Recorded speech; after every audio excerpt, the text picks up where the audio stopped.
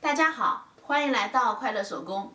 我呢有这样子的一块面料，它呢是一个粗条纹的灯芯绒。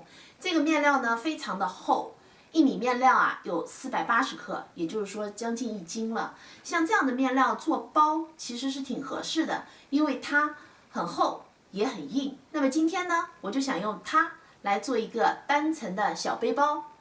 视频中还会向您介绍单层包的内口袋的制作方法。接下来我们就来看一看是怎样制作的吧。先来和大家介绍的是包用到的材料和具体的尺寸。这个呢是包的主体部分，它呢长度60厘米，宽度30厘米。这个呢是折叠过的。这是包内口袋的材料，它呢长度50厘米，宽度16厘米。这个呢是它用到的拉链，它的长度呢16厘米。这些呢是包用到的配件。这个呢是用来做提绳的，它呢是一个丝绒带子，宽度呢2厘米。这个呢是抽绳部分，它呢是一根皮绳。这是一颗猪鼻扣，用来调节皮绳的长短。2颗低字扣和8个内径1厘米的气眼。接下来呢，我们就可以开始制作了。我首先制作的呢是内口袋部分，这个呢是内口袋的材料。我们先在这个材料的2条短边上各车上半根拉链，那拉链的齿呢是冲里的。拉链呢装上了，现在翻到正面，车一条窄边，然后把拉链头给装上。窄边车好了，拉链头呢也装上了，我们把它翻到反面。现在翻到了反面，我们把拉链折下来8厘米，这个距离是8厘米。现在呢，2条侧边各车一条，2条侧边车好了。现在呢，再次把它翻到正面。现在呢，翻到了正面，我在2个侧边上再次车一条窄边。2个窄边车好了，那内口袋呢就制作完成了。我们先把它搁在边上。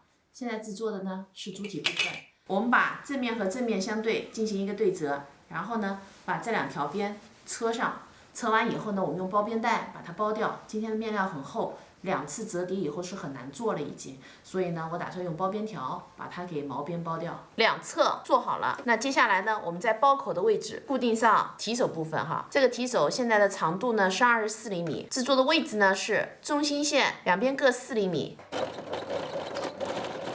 提绳固定好了，现在啊，我们在这个2侧的位置再固定上低字扣，也是一样，低字扣冲下，咱们这儿踩1条。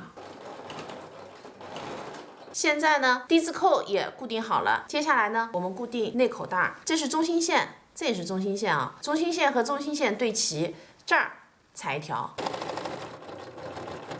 内带车好了，接下来啊，我们把这个包口整个的向下烫一个缝缝，包口1圈烫好了。那现在呢，我用这个丝绒带把它遮盖上去以后，在包口整个踩2圈，把这儿的毛边呢全都遮挡住。如果没有丝绒带的话，用黑色的面料也是一样的。